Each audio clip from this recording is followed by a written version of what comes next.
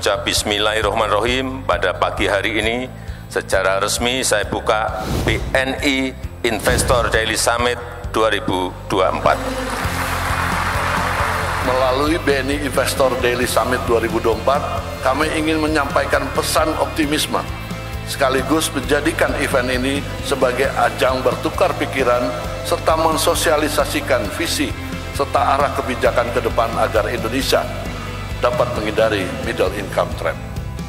Di Asia nanti akan ada 3 kekuatan ekonomi baru: India, China, dan Indonesia. Indonesia juga menjadi negara yang disegani dengan keberhasilan kepemimpinan Indonesia di kancah internasional.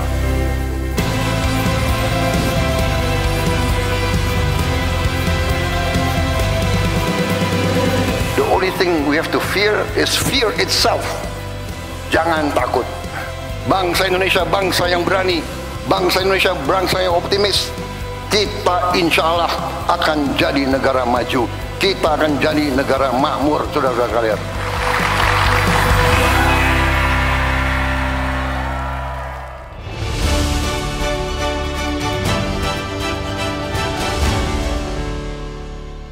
Ibu Sri Mulyani sebagai bendaharawan negara, ketat betul beliau.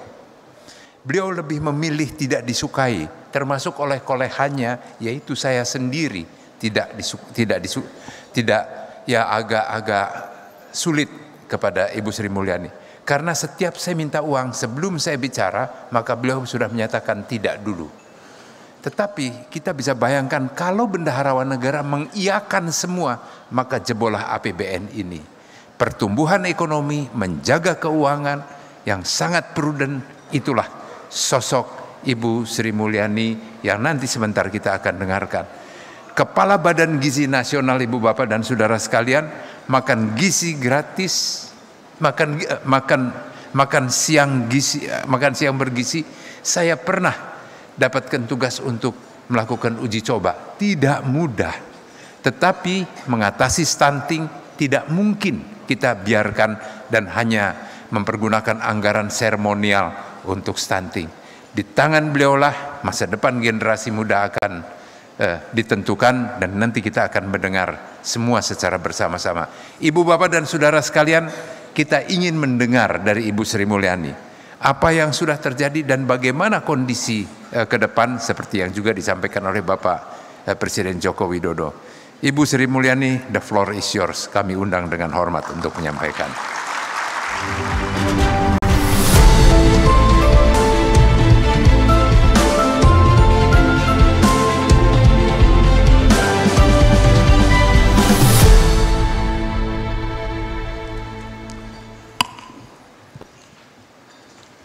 Terima kasih Pak Enggar atas introduction-nya yang menggambarkan saya secara sangat mencemaskan. Bapak dan Ibu sekalian, Assalamualaikum warahmatullahi wabarakatuh. Selamat pagi, salam sejahtera untuk kita semua. Om Swastiastu, Namo Buddhaya, salam kebajikan. Pak Enggar, Pak Royke yang mengundang kami pada hari ini dalam BNI Investor Daily Summit 2024. Mungkin sebagian tadi telah disampaikan dalam pidato pembukaan Pak Royke sendiri mengenai bagaimana suasana perekonomian secara global, dan Bapak Presiden Jokowi juga telah menyampaikan banyak alasan kita untuk terus melihat secara waspada, namun beliau memilih untuk tetap optimis. Saya akan memulai, meskipun tadi juga sedikit Gus Miftah sebagai Ustadz sudah menyampaikan banyak prestasinya Pak Jokowi. Jadi saya mengulang doa yang baik tadi, yaitu bahwa dalam 10 tahun terakhir, di mana kita melalui berbagai begitu banyak shock yang terjadi, Indonesia paling tidak terus menjaga sesuai dengan tema dari pertemuan hari ini, bagaimana accelerating resiliency dari perekonomian kita. Untuk menjadi resilient saja, berdaya tahan di atas guncangan-guncangan yang sungguh sangat luar biasa yang barangkali kalau kita compare adalah seperti historical banget, seperti pandemi 19. Kita bicara tentang geopolitik, itu juga historical yang kemudian menyebabkan disruption dari sektor real supply chain secara global. Kita juga melihat tren dari kebijakan dunia yang bergerak seolah-olah mundur lagi ke masa lalu. Di tengah begitu banyak gejolak yang sifatnya luar biasa dan historik, Indonesia selama 10 tahun ini relatif bisa menjaga. Kita lihat dari perkembangan. Untuk membangun salah satu resiliensi, kita harus memiliki fondasi yang makin kuat. Orang barangkali hanya bicara fondasi kuat, tapi membangun fondasi itu lama dan mahal. Infrastruktur yang kita bangun selama 10 tahun dengan anggaran yang terus kita jaga meningkat dari 157 triliun di awal tahun 2014, kita terus menerus menjaga dengan angka antara 300 hingga 450 triliun dan menghasilkan berbagai capaian dari mulai jalan nasional yang meningkat, jembatan, jalur kereta api, pembangunan bandara 21 lokasi di tahun 2024 target, dan setiap tahunnya kita selalu membangun antara 10 hingga 20 pembangunan bandara. Sarana prasarana pendidikan, bendungan, pelabuhan, rumah susun, pembangunan air bersih, dan berbagai infrastruktur untuk digital. Ini semuanya adalah hasil nyata yang bisa dilakukan secara konsisten karena APBN fiskal kita relatif terus bisa adjust atau melakukan penyesuaian meskipun dalam berbagai situasi yang shock, dan mendukung atau sustaining development program yang dilakukan pemerintah. Tapi hard infrastructure adalah bagian satu bagian saja dari fondasi yang resilient dan menjadi salah satu persyaratan untuk terus membangun dan mencapai pertumbuhan tinggi yang berkualitas. Aspek lain yang sangat penting adalah human capital. Dan human capital untuk 280 juta manusia Indonesia yang demografinya relatif muda, mungkin ada keuntungannya namun juga banyak sekali tantangannya. Tadi disebutkan Pak Enggar akan ada badan gizi yang khusus untuk memberikan makanan bergizi di dalam rangka untuk menurunkan stunting dan menciptakan generasi muda yang sehat, produktif, dan kompetitif. Anggaran pendidikan dan Perlinsos merupakan dua bagian yang memiliki anggaran terbesar di dalam APBN kita selama ini. APBN tahun 2014 alokasi anggaran pendidikan masih di 353 triliun dan pada tahun ini 665 triliun. Kenaikan karena sesuai dengan alokasi yang dimandatkan oleh Undang-Undang Dasar 20% dari size APBN kita, maka dengan size APBN yang terus meningkat termasuk untuk tadi belanja infrastruktur, belanja untuk yang lain, maka otomatis anggaran pendidikan juga meningkat. Kita terus memperkaya dan mengisi program-program pendidikan termasuk kepada kelompok masyarakat yang paling rentan dan miskin agar mereka tidak tertinggal dan bisa terus mengikuti dan bahkan meloncat untuk bisa sebagai pelaku pembangunan atau dalam hal ini yang ikut menikmati bonus dari pembangunan itu sendiri. Dari program beasiswa bidik misi, program kartu pelajar dalam pintar dalam hal ini untuk beasiswa kelompok siswa hingga untuk kartu kuliah dipakai untuk mahasiswa yang berasal dari kelompok yang paling rentan. Ini semuanya adalah bertujuan agar semua mendapatkan kesempatan mendapatkan pendidikan. Perlindungan sosial merupakan salah satu jaring pengaman yang sangat diandalkan. Selain yang fondasinya telah kita bangun melalui program PKH dan pemberian sembako, dalam situasi yang sangat berbeda seperti pandemi, kita bisa memberikan berbagai tambahan bantuan sosial. Bantuan sosial seperti pemberian makanan ayam dan telur pada saat harga ayam telur turun drastis, pada saat kemudian terjadi musibah El Nino, itu bisa diberikan di dalam tahun-tahun tertentu. Kita juga memberikan pada saat terjadinya COVID tambahan bantuan sosial yang sifatnya sangat responsif dan fleksibel. Itu semuanya yang menjelaskan kenapa dalam berbagai shock, meskipun Indonesia tidak terbebas dari guncangan, namun dampak guncangan global bisa diminimalkan, sehingga berbagai indikator pembangunan tetap kita bisa jaga untuk terus membaik. Dari mulai kemiskinan, pemerataan, dan indeks pembangunan manusianya. Indonesia juga terus melakukan akses kesehatan kepada kelompok miskin melalui pemberian lebih dari 96 juta masyarakat untuk mendapatkan BPJS secara gratis. Itu merupakan bagian dari bantuan sosial yang diberikan oleh APBN.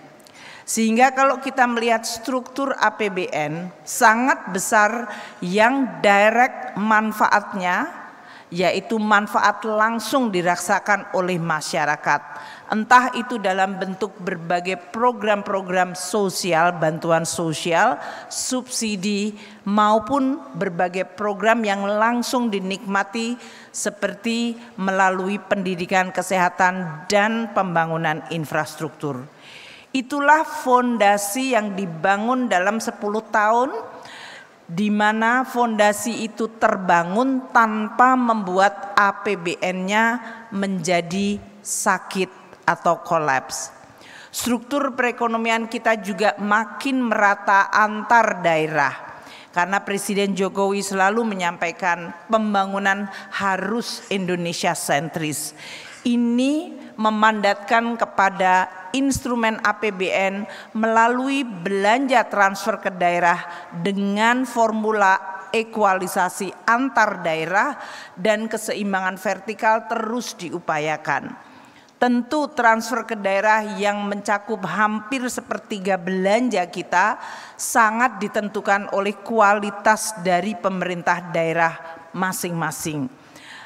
Dan kalau kita lihat investasi di bidang infrastruktur tadi dari pelabuhan udara, laut maupun jalan tol, termasuk yang paling besar dan cukup besar anggarannya adalah jalan tol di Sumatera. Namun juga pembangunan IKN, pembangunan jalur kereta api di Sulawesi, ini semuanya memberikan dukungan bagi pembangunan secara spasial di wilayah Indonesia. Maluku, Papua termasuk yang mendapatkan alokasi untuk pembangunan infrastruktur. Papua bahkan di atas dana otonomi khusus mereka masih memiliki dana afirmasi untuk pembangunan infrastrukturnya.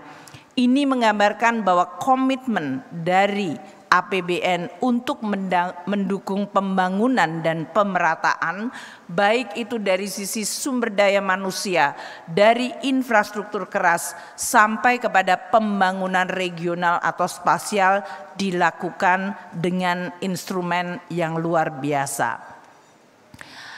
Instrumen APBN adalah instrumen yang menjadi fondasi penopang bagi program-program pemerintah.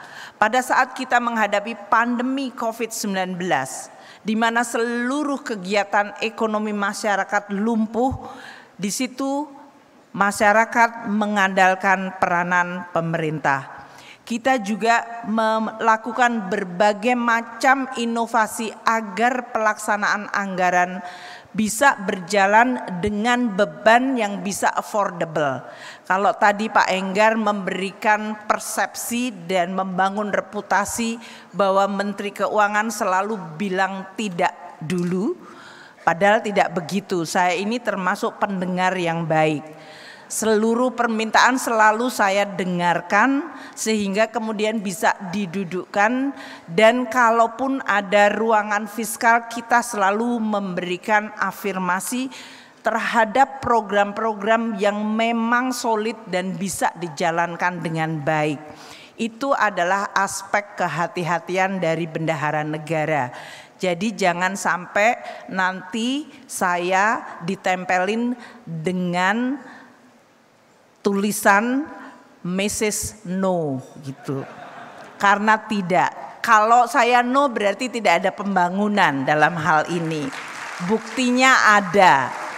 Jadi ini masalah selektivitas dan kualitas, dan tentu ini juga menunjukkan bahwa kita semuanya menggunakan uang rakyat secara responsible. Selama COVID pandemi kita melakukan berbagai terobosan yang memang karena situasinya extraordinary, sangat luar biasa, sangat tidak biasa. Maka kita kemudian melakukan berbagai penggunaan instrumen fiskal yang tidak biasa. Salah satunya melakukan ekspansi fiskal yang luar biasa namun dengan burden sharing dengan Bank Indonesia. Ini kalau digunakan dalam situasi yang biasa akan menimbulkan confidence problem.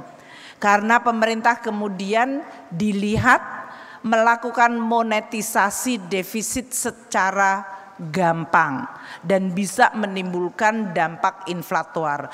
Namun kami dengan Bank Indonesia seperti tadi yang disampaikan oleh Bapak Presiden melakukan komunikasi secara hati-hati dan konstruktif dan juga transparan kepada seluruh pelaku pasar dan masyarakat termasuk kepada politisi, sehingga kita bisa mendesain dan mengkonstruksikan sebuah effort yang luar biasa namun tetap prudent dan memiliki kredibilitas yang terjaga.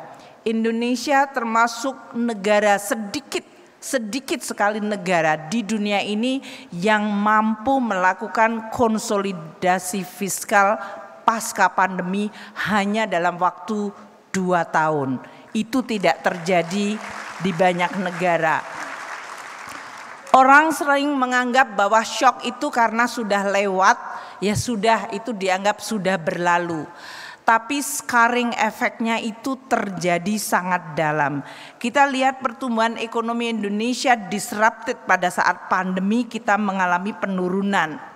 Namun Indonesia relatif bisa menjaga kontraksinya relatif dangkal atau kecil dan reputasi untuk recovery-nya termasuk yang tercepat atau tersingkat.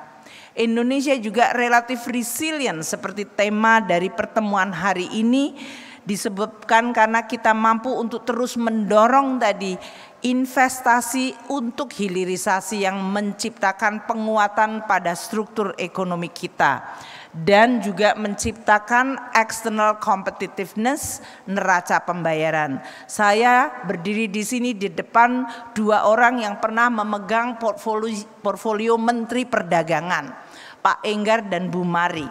Dua-duanya tahu betul bahwa neraca perdagangan dan transaksi berjalan itu adalah benteng penting bagi perekonomian Indonesia.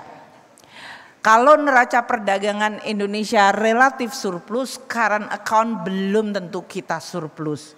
Pada saat kita mengalami current account deficit dan Amerika Serikat baru mau menaikkan suku bunga tahun 2013-2014, Indonesia sudah mengalami dampak dari yang disebut taper tantrum. Itu artinya baru diumumkan, belum dijalankan, kita sudah mengalami demam dan bahkan cenderung mengalami sedikit kredibilitas problem dari makro stability kita. Bayangkan itu terjadi tahun 2022, 2023 hingga 2024 semester 1.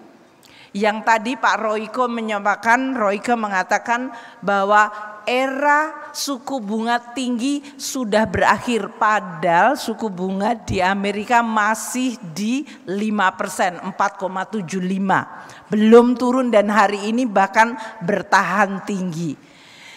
Dan itu sudah kenaikan lebih dari 500 basis point. Yang duduk di sini, kalau ini adalah investor, kalau saya sebutkan investor sama seperti tadi Pak Enggar, berarti Anda pinjem duit. Investor kan duitnya sendiri sedikit, tapi pinjemnya banyak, kata Pak Enggar tadi ya. Jadi Anda tahu betul kalau suku bunga 500 basis point naik, IRR Anda kolaps. Maka akan terjadi potensial NPL, maka akan mempengaruhi ekonomi. Indonesia 2022, 2003, 2024. Ini tidak taper tantrum, bukan pengumuman, tapi pelaksanaan kenaikan suku bunga. Kita tetap bisa terjaga dengan pertumbuhan yang baik. Itu menggambarkan bahwa resiliensi kita itu terjaga baik. Dan itu juga karena faktor seperti hilirisasi mendukung. Jadi kalau kita lihat perspektif 10 tahun, di tengah begitu banyak hempasan yang sangat historical, luar biasa. Entah itu pandemi, entah itu geopolitik, entah itu harga komoditas, entah itu kemudian kenaikan suku bunga dan inflasi global yang terburuk dalam 40 tahun terakhir, Indonesia bisa menjaga growth-nya bagus dan APBN-nya tetap terjaga sehat. Itu adalah sesuatu banget ya Pak Enggar. Sehingga kalau kita lihat makro fiskal kita terjaga, itu bukan merupakan hasil yang otomatis. Oh ya memang seharusnya begitu. Banyak negara hari ini makro stability dan fiskalnya sangat tidak favorable. Dan inilah yang harus kita jaga dan menjadi modal bagi pemerintahan baru untuk memulai dengan relatif a good start. Indonesia masih memiliki banyak PR mengenai kualitas sumber daya manusia, infrastruktur, kelembagaan, policy, regulasi, semuanya perlu untuk terus diperbaiki karena kita ingin terbebas dari middle income trap. Middle income trap adalah perjalanan pembangunan sebuah negara dan bangsa untuk terus tadi yang disampaikan Pak Jokowi, menaikkan income per kapita dan meningkatkan kualitas hidup serta pemerataan. Untuk itu Indonesia akan terus menjaga momentum transformasi ekonomi, menggunakan kombinasi dari stabilitas makro fiskal moneter, kredibilitas reputasinya, dan membangun secara lebih ambisius pada level strukturalnya. Kebijakan struktural itu bukan merupakan suatu hal yang mudah dalam implementasinya. Saya tahu Pak Enggar hari ini mengundang salah satu speaker adalah Justin Lin. Beliau adalah dulu Chief Economist di Bank Dunia. Seseorang yang akan bicara banyak mengenai masalah structural policy dan industrial policy. Beliau bersama saya sama-sama waktu itu di Bank Dunia. Jadi kalau kita bicara hari ini dan melihat ke belakang, rasanya banyak yang sekarang dikerjakan oleh negara-negara maju menggunakan policy fiskal perdagangan untuk membangun industrial policy. Di negara seperti Amerika rasanya kayak tidak percaya karena Amerika dulu sangat anti terhadap industrial policy. Sekarang mereka menjadi pelaku utama industrial policy. Pakai Inflation Reduction Act, pakai CHIPS Act, semuanya adalah membangun industri di dalam Amerika. Padahal dulu kalau kita bicara industrial policy adalah untuk negara miskin dan middle untuk menjadi industrialized country, mereka melakukan berbagai policy untuk membangun industrinya. Itu yang dilakukan oleh kita melalui hilirisasi dan berbagai kebijakan afirmasi untuk memperkuat sektor manufaktur maupun sektor-sektor pertanian dan juga dari sisi pertambangan serta kelautan. Nah, tantangan ini akan terus kita hadapi sehingga kita perlu untuk terus menjaga momentum perbaikan dan kredibilitas yang sudah dibangun dan dijaga menjadi modal bagi pemerintahan baru. Dari sisi global kita akan terus melihat ketidakpastian yang tadi sudah disampaikan oleh berbagai pembicara terdahulu. Ini adalah suatu situasi yang kita at least telah punya pengalaman. Kalau kita bicara tentang higher for longer, kita survive di 2022, 23, 24. Inflasi tinggi, suku bunga tinggi di Amerika, di Eropa, bahkan di Jepang yang dulu selalu terkena deflasi, sekarang dia menikmati inflasi. Dan di sisi lain terjadilah shifting dari policy di negara-negara maju, makin inward looking, makin proteksionis, dan ini menciptakan fragmentasi global. Seperti tadi disampaikan oleh Bapak Presiden dan bahkan oleh Gus Miftah, kalau kita optimis adalah melihat tantangan dengan kacamata sebagai peluang, bukan melihat tantangan dari sisi resiko yang membuat kita kecil hati. Ini adalah resiko global, namun ini juga menciptakan suatu peluang Indonesia sebagai negara besar, baik dari geografi, baik dari sisi populasi, demografi yang muda, dan kemampuan kita untuk terus membangun kebijakan yang kredibel di makro maupun sektoral dan sektorial, itu akan menjadi peluang dan sekaligus modal. Pertumbuhan ekonomi harus kita jaga karena dunia akan relatif stagnan rendah. Indonesia sama seperti India dan RRT memiliki domestic demand yang bisa menyeimbangkan pada saat global economy sedang mengalami perlemahan. Namun kita juga tetap harus menyiapkan diri untuk tetap produktif dan kompetitif. Komoditas yang selama ini menjadi salah satu faktor yang bisa menciptakan boom, namun juga bisa menciptakan bust. Kita sudah pernah mengalami harga batu bara dari 70 ke 400, turun lagi ke 150. Itu kita lewati dan ekonomi kita tetap relatif resilient. Kita merasakan harga minyak dari mulai 30, 40, 60, 80, 90, pernah 100 dan turun lagi ke 70. Sekarang naik lagi karena suasana di Middle East. Itu semuanya menggambarkan roller coaster dari harga-harga komoditas yang kita harus menjaga. Tidak dari sisi shocknya bisa kita kuasai karena kadang-kadang berasal dari totally external, namun dampaknya ke ekonomi kita bisa dan harus diminimalkan sehingga momentum itu tetap bisa terjaga. Dari sisi pertumbuhan ekonomi global yang cenderung melemah, terutama di Amerika mungkin relatif resilient, Eropa, Jepang, atau dalam hal ini the second largest economy RRT, kita perlu untuk melihat secara tajam apa peluang yang bisa kita lakukan. Nah, dalam konteks ini kami yang diminta untuk menjaga transisi, tadi disampaikan oleh Bapak Presiden Jokowi, berkomunikasi dengan Presiden terpilih untuk bisa menyiapkan APBN 2025 sebagai tahun pertama dari Presiden terpilih.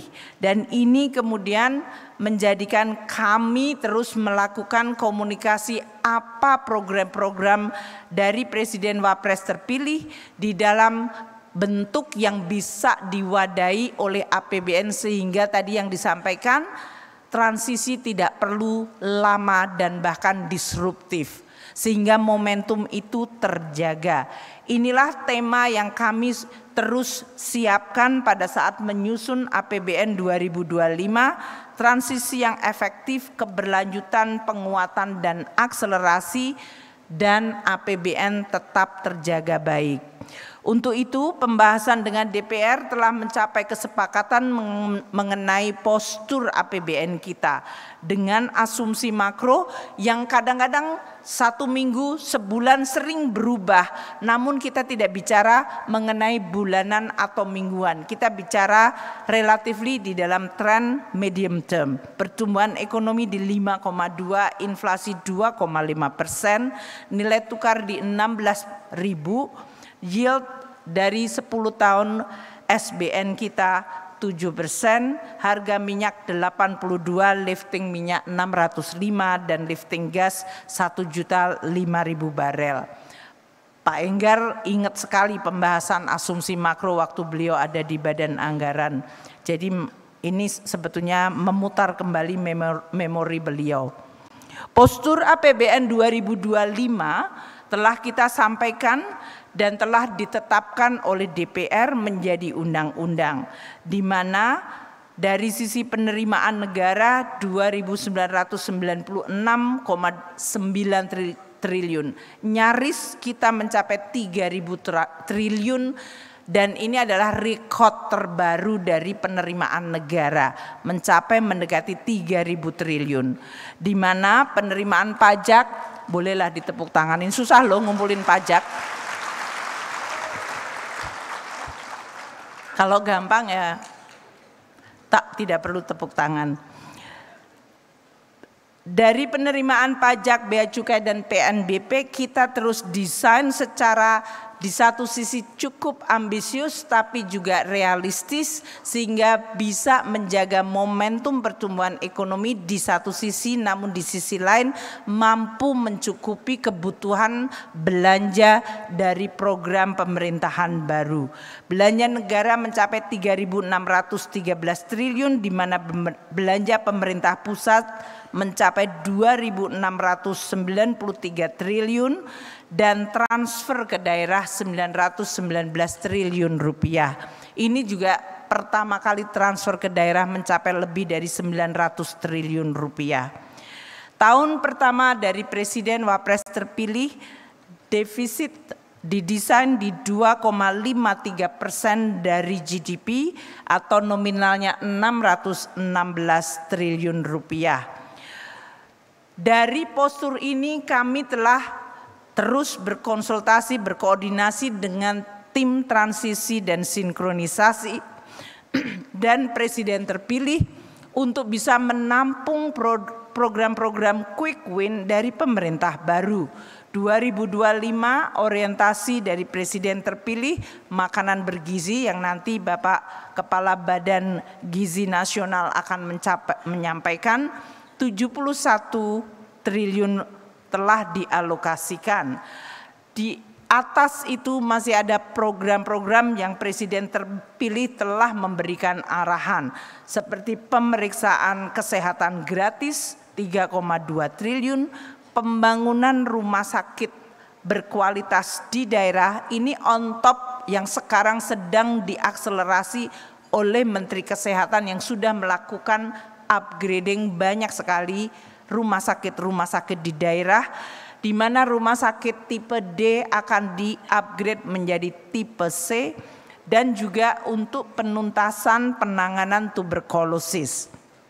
Ini program di Kementerian Kesehatan yang merupakan program prioritas oleh Presiden terpilih. Di bidang pendidikan di luar yang terus berjalan, Presiden baru ingin agar renovasi sekolah bisa dilakukan secara terkoordinasi dan termonitor, maka alokasi 20 triliun untuk memperbaiki berbagai ruangan kelas dan sekolah-sekolah di seluruh Indonesia, dan Presiden terpilih akan membangun sekolah unggulan terintegrasi di 4 lokasi, sehingga sekolah terbaik tidak hanya ada di Jakarta.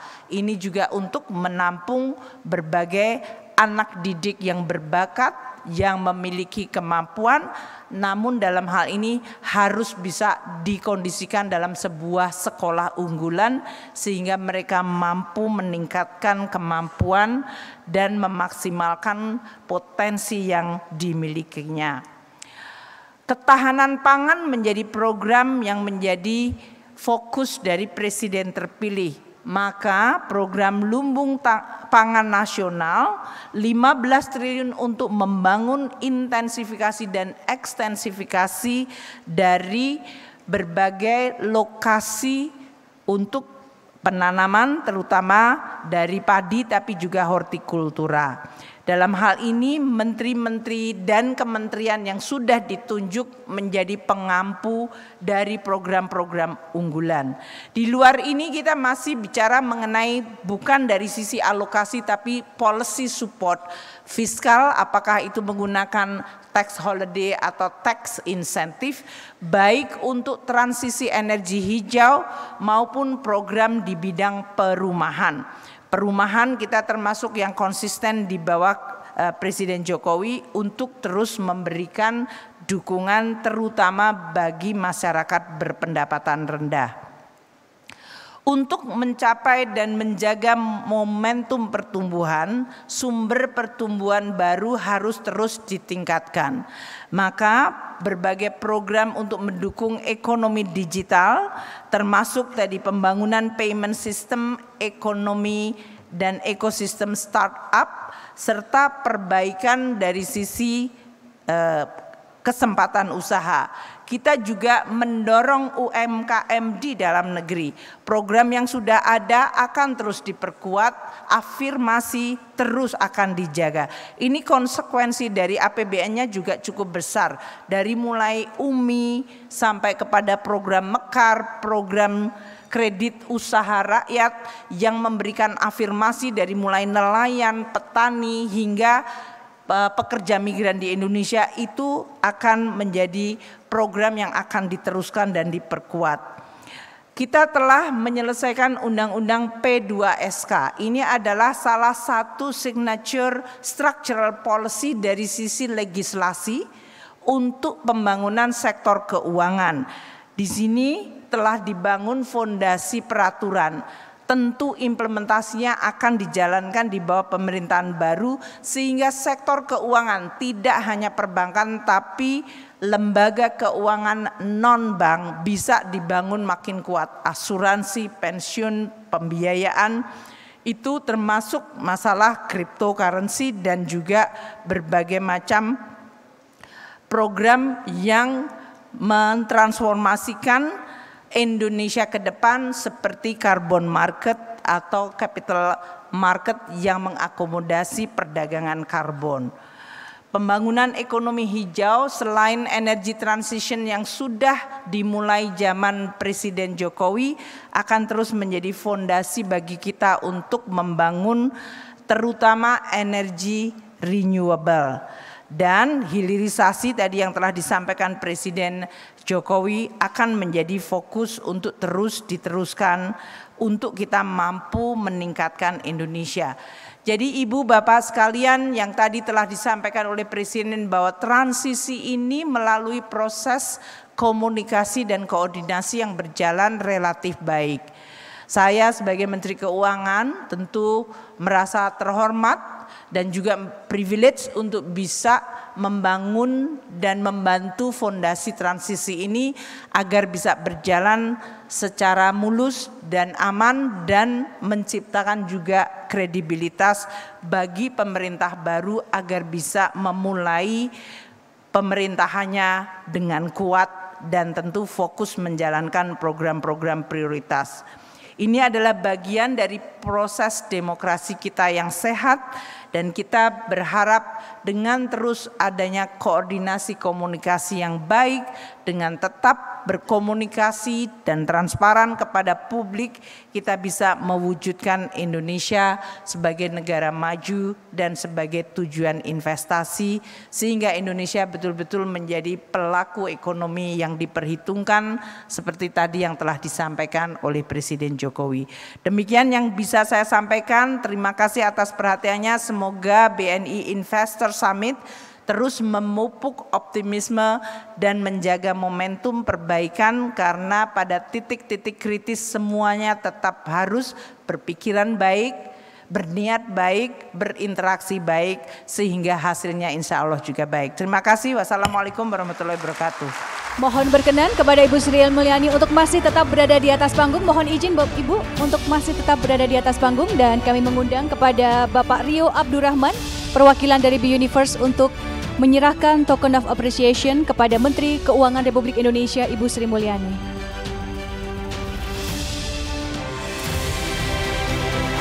Hadirin, boleh kita berikan apresiasi. Kami ucapkan terima kasih kepada Menteri Keuangan Republik Indonesia Ibu Sri Mulyani yang telah berkenan hadir dan memberikan paparan di acara BNI Investor Daily Summit 2024.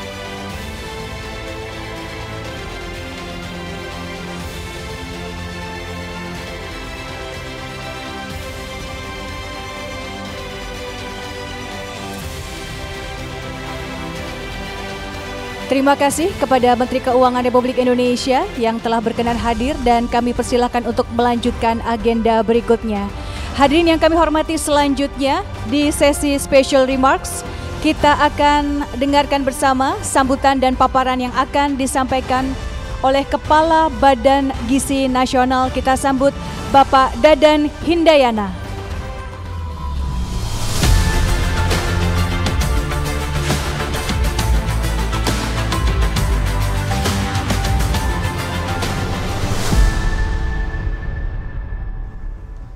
Bismillahirrahmanirrahim. Assalamualaikum warahmatullahi wabarakatuh.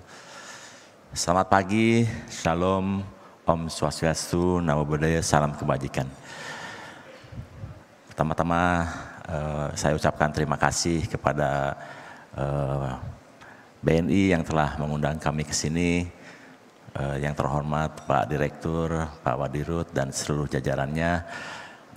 Yang terhormat Ibu Menteri, Pak Ibu Maria Pangestu yang telah hadir di sini, Pak Enggar, Bapak Ibu sekalian, ini kehormatan bagi saya untuk hadir di sini. Saya mohon maaf harusnya sore, tapi karena saya harus terbang ke Solo, maka saya majukan pagi ini dan diberi kesempatan. Saya perlu sampaikan dua hal yang terkait dengan apa yang disampaikan oleh Pak Jokowi tadi, bahwa transisi ke pemerintahan sekarang yang termasuk yang paling mulus yang terjadi, dan salah satu buktinya adalah kehadiran saya di depan ini. Karena saya sebetulnya diminta untuk mengelola program unggulan dari Prabowo Gibran, dan itu program paling utama yang dicanangkan, tetapi karena proses organisasi yang harus terjadi dan transisi harus mulus, maka perpresnya dikeluarkan di era Pak Jokowi. Ini sebagai salah satu bukti bahwa transisi berjalan sangat mulus. Karena badan baru, dengan personel baru, dengan kantor baru, sampai establish minimal butuh waktu 6 bulan. Dan oleh sebab itu kalau kami dilantik, pada saat Pak Prabowo dilantik, maka mulai program akan telat. Jadi dimajukan, sehingga alhamdulillah semua prosedur organisasi sekarang sudah selesai, dan kami sudah mengajukan bagian anggaran, dan meskipun bagian anggarannya baru diajukan, tapi kami sudah dianggarkan 71 triliun.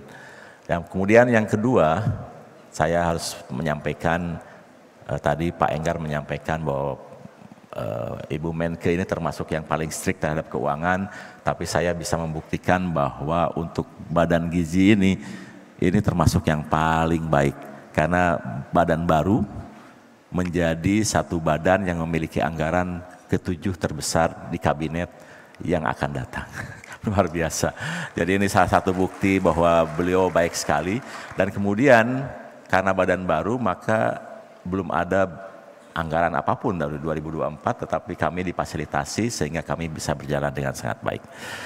Baik Bapak Ibu sekalian, perlu kami sampaikan, mungkin slide yang pertama dulu terkait dengan IQ.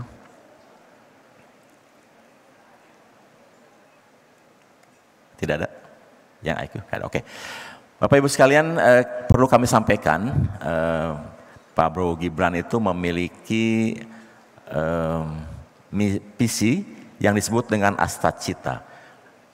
Dan di dalam Astacita tersebut, memperkuat pembangunan sumber daya manusia menjadi bagian yang utama. Nah, ini penting sekali.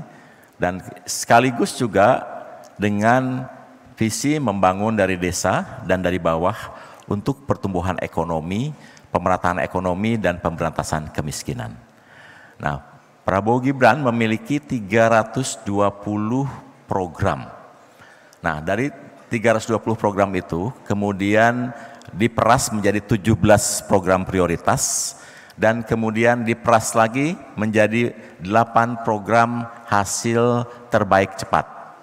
Nah, dari 8 program hasil terbaik cepat, ini adalah merupakan program yang paling utama, yang langsung diawasi oleh Presiden, dan dilaksanakan melalui mekanisme tersentral dan terkontrol, yang nomor 1 di dalam dokumen kami disebut dengan memberi makan siang dan susu gratis di sekolah dan pesantren, serta bantuan gizi untuk anak balita dan ibu hamil.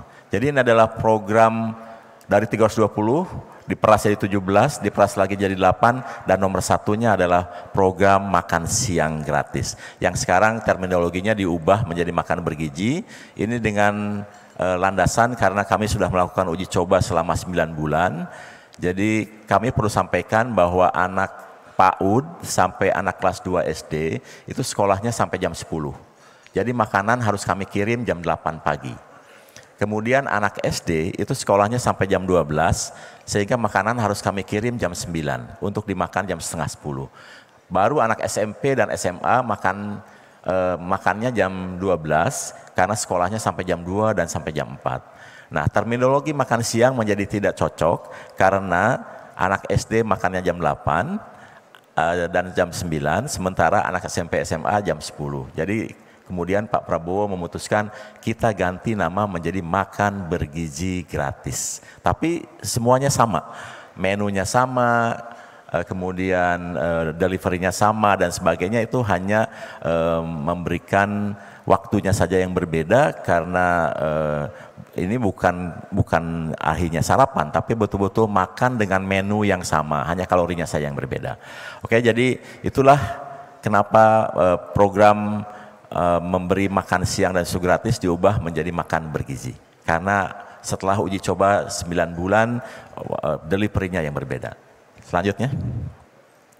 Nah, Ibu Bapak sekalian, kenapa kita perlu memberikan makan bergizi gratis kepada anak sekolah, kepada santri, kepada ibu hamil, ibu menyusui, dan anak balita? Kita lihat di data terbaru yang kami peroleh, bahwa anggota rumah tangga menurut kelas, ini memang menurut saya kebalik.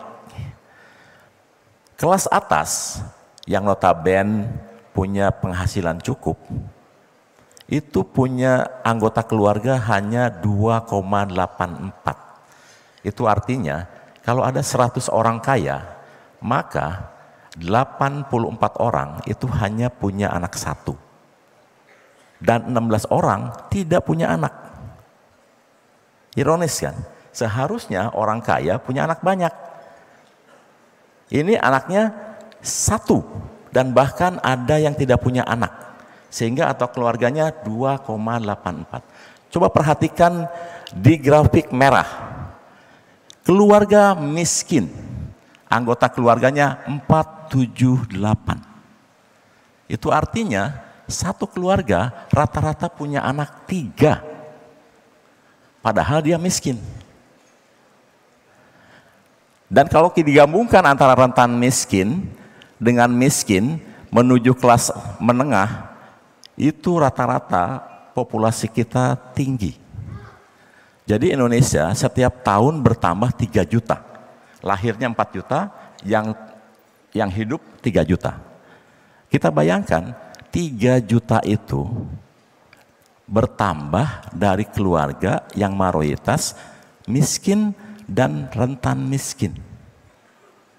Jadi bisa dibayangkan populasi Indonesia nanti 2045 ketika tidak kita intervensi dengan gizi yang baik, apa yang akan terjadi dengan populasi Indonesia? Karena populasi menggulung dari keluarga yang miskin, artinya kurang mampu. Untuk bersaing saja susah, mungkin untuk jadi petani seperti yang digambarkan oleh Pak Prabowo, untuk bertani saja tidak kuat. Kenapa? Karena tidak punya fisik yang bagus. Dan kita lihat rata-rata lama sekolah, hanya DKI yang rata-rata 11,45, artinya tamat sampai SMA. Yang lain, bahkan ada yang hanya berapa itu? 7. Artinya banyak yang putus sekolah.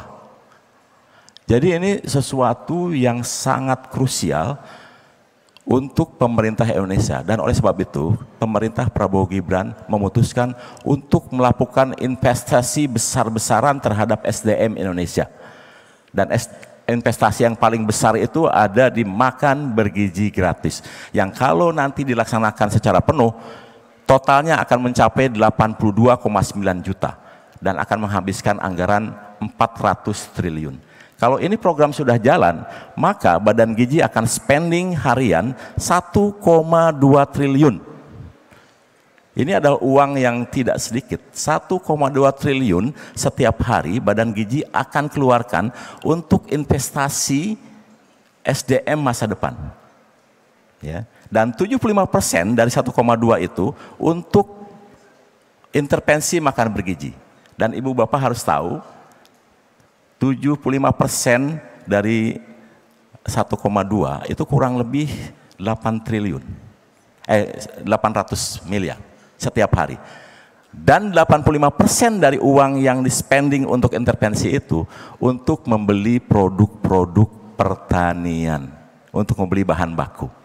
Karena kami masak setiap hari, kemudian kami deliver ke anak sekolah, ibu hamil, ibu nyusui, untuk dimakan setiap hari. Jadi kami akan spending dalam jumlah uang yang sangat besar ketika program ini sudah berjalan secara penuh. Dan dengan spending yang besar, di mana 85% itu untuk membeli bahan baku, dan bahan baku itu adalah untuk produk pertanian, maka ini adalah uang yang akan beredar di masyarakat.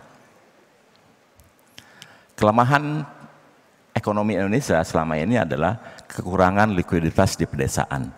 Dan dengan program investasi masa depan dari Prabowo Gibran, likuiditas kita atasi.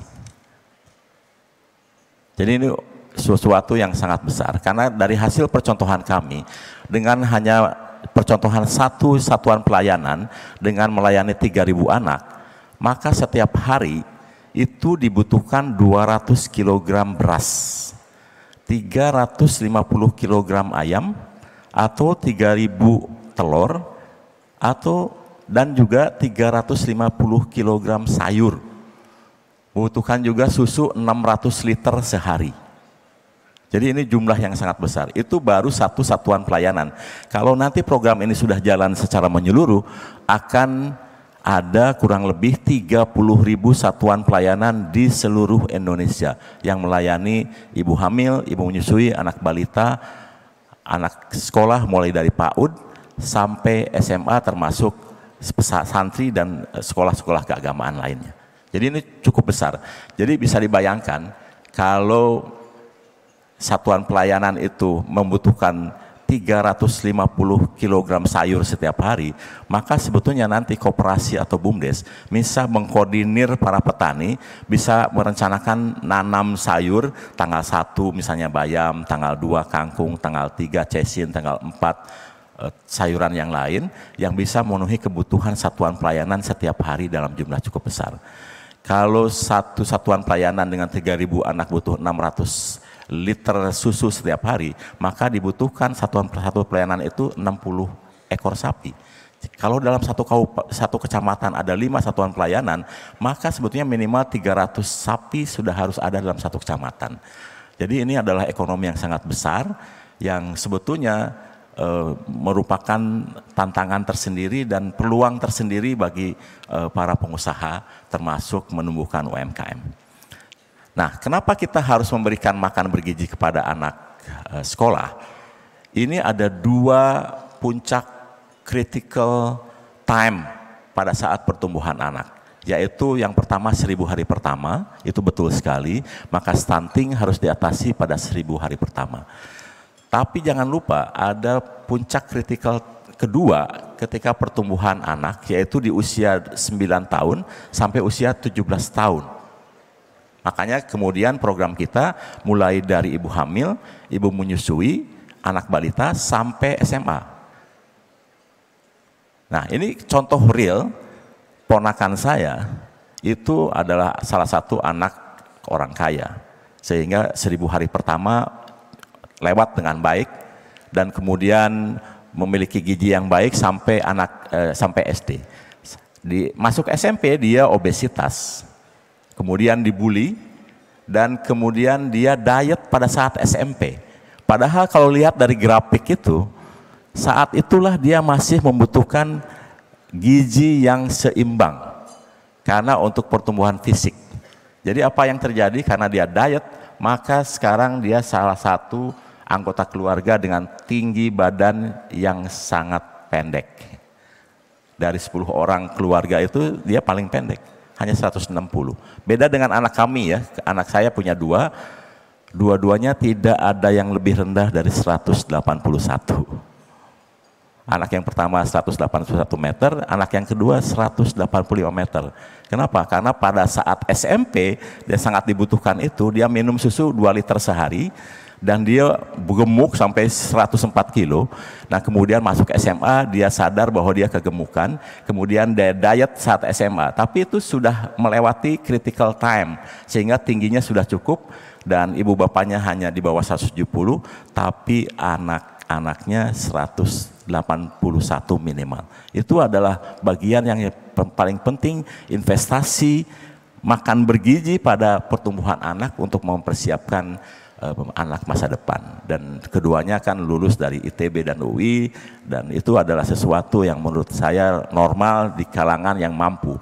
Nah kalau tadi kita lihat bahwa anggota keluarga di keluarga miskin rata-rata punya anak 3 dengan kemampuan rendah, Bapak Ibu sekalian bisa bayangkan apa yang akan terjadi dengan SDM kita di masa yang akan datang ketika kita tidak intervensi.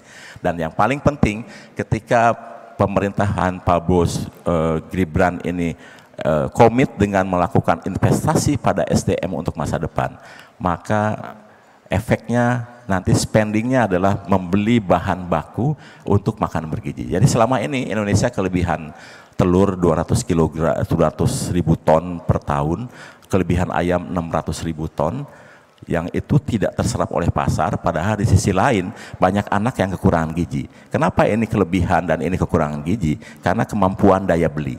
Nah, Badan Gizi hadir di tengah-tengah untuk menyerap produk yang kelebihan, menyalurkan kepada yang membutuhkan untuk pertumbuhan. Saya kira itu yang saya sampaikan, dan program ini insya Allah akan dilaksanakan mulai bulan Januari, dan bulan November kami akan lakukan uji coba tambahan, karena selama ini kami sudah melakukan uji coba mulai dari bulan Januari hampir 9 bulan, kemudian kami duplikasi di beberapa tempat, dan kami akan duplikasi lagi di seluruh Indonesia pada bulan November, dan kami akan laksanakan secara bertahap mulai Januari dengan lebih masif lagi, tergantung dari berapa banyak nanti SDM kita yang kita siapkan untuk langsung kita intervensi ke daerah-daerah. Jadi beda dengan program selama ini di mana program tidak membawa carrier. Jadi untuk program makan bergizi yang dilaksanakan oleh Badan Gizi Nasional ini akan dilakukan secara terpusat dan terkendali. Jadi uang itu akan masuk dari negara ke Badan Gizi dan akan langsung disalurkan ke satuan-satuan pelayanan, di mana satuan pelayanan melayani 3.000 anak. Nah, Basisnya adalah sekolah dulu, karena penentuan 3.000 anak akan lebih mudah ditentukan melalui sekolah. Nanti begitu ada manajer yang turun di satuan pelayanan, baru kami akan survei lebih detail berapa ibu hamil, berapa ibu menyusui, berapa anak balita yang ada di daerah tersebut. Karena kami tidak bisa menggunakan data sekunder terkait dengan berapa ibu hamil, ibu menyusui, dan anak balita, karena data itu sangat dinamis. Kalau kita gunakan angka tahun 2023, banyak ibu-ibu yang mungkin yang belum menikah. Bahkan belum ada yang belum hamil, atau ada juga yang sudah hamil tapi kemudian keguguran, ada yang sudah hamil kemudian pindah. Jadi ibu hamil, ibu menyusui, dan anak balita kami baru akan tentukan ketika satuan pelayanan sudah ada di daerah. Dan kami memiliki rancangan arsitektur sedemikian rupa bahwa satuan pelayanan akan melayani kurang lebih 3.000 anak plus minus. Nanti dari hasil uji coba kami di lapangan, setelah menentukan 3.000 anak, kami akan survei berapa ibu hamil, ibu menyusui, dan anak balita. Dari pengalaman kami itu kurang lebih tambahan 10%. Jadi akan mengelola satuan pelayanan, mengelola kurang lebih 3.000 plus 300 tambahan. Dan kemudian bahan baku kami ingin dapatkan itu dari BUMDes dan koperasi. Jadi kalau ada para pengusaha yang besar dan sebagainya ingin memasok dan bekerjasama dengan Badan Gizi, silakan berkoordinasi dengan koperasi dan BUMDes, ya, supaya koperasi dan BUMDes juga mendapatkan cipratan pertumbuhan ekonomi, limpahan ekonomi dari program ini. Dan kemudian kami ingin agar bahan baku itu dipasok lokal. Tetapi kalau belum siap, nanti rantai pasok nasional baru akan kami andalkan untuk memenuhi kebutuhan intervensi gizi kami tersebut. Jadi kami berharap nanti koperasi dan BUMDes dapat tumbuh dengan berjalannya program ini. Dan saya sebetulnya kemarin di Kementerian Keuangan didorong agar spending di Badan Gizi ini bisa dilakukan lebih awal. Karena itu untuk mendorong pertumbuhan ekonomi di kuartal 1 dan kuartal 2. Karena dijelaskan salah satu kendala ketika terjadi transisi pemerintahan, selalu saja pertumbuhan ekonomi stagnan pada saat transisi. Dan untuk periode ini kami didorong untuk melakukan spending lebih awal agar pertumbuhan ekonomi di kuartal 1 dan kuartal 2 bisa tetap terjaga, dan Badan Gizi salah satu yang diandalkan untuk mempertahankan pertumbuhan tersebut. Saya kira itu yang ingin saya sampaikan. Terima kasih atas kesempatan dan waktu yang diberikan. Semoga apa yang saya sampaikan memberikan insight lah untuk pembicaraan terkait bagaimana investasi ke depan. Dan saya sudah sampaikan bahwa Pak Prabowo Gibran komit untuk melakukan investasi di bidang sumber daya manusia, di mana dananya justru nanti akan digunakan untuk membeli bahan baku yang utamanya adalah bahan baku pertanian. Dan ini akan terjadi dorongan likuiditas ke daerah-daerah, karena satu satuan unit pelayanan itu akan mengelola dana kurang lebih 10 sampai 11 miliar per tahun. Jadi kalau ada 33 atau 30.000 satuan pelayanan, tinggal dihitung saja berapa uang nanti akan mengalir. Dan sudah saya sampaikan tadi, kalau ini sudah berjalan sangat normal dengan 82,9 juta, maka pemerintah akan spending 1,2 triliun setiap hari. Terima kasih atas kesempatannya. Semoga kita semua diberikan tetap kesehatan sehingga kita tetap menjalankan aktivitas dengan sangat baik. Wassalamualaikum warahmatullahi wabarakatuh. Selamat pagi. Shalom, Om Swastiastu, Namo Buddhaya, salam kebajikan. Terima kasih Bapak Dadan Hindayana. Mohon untuk masih tetap berada di atas panggung, dan kami mengundang kepada Bapak Rio Abdurrahman dari B Universe untuk berkenan menyerahkan token of appreciation. Bapak dan Ibu sekalian, boleh kita berikan apresiasi kepada Kepala Badan Gizi Nasional Bapak Dadan Hindayana. Sekali lagi terima kasih Bapak Dadan Hindayana yang telah memberikan insight di acara plenary session BNI Investor Daily Summit 2024.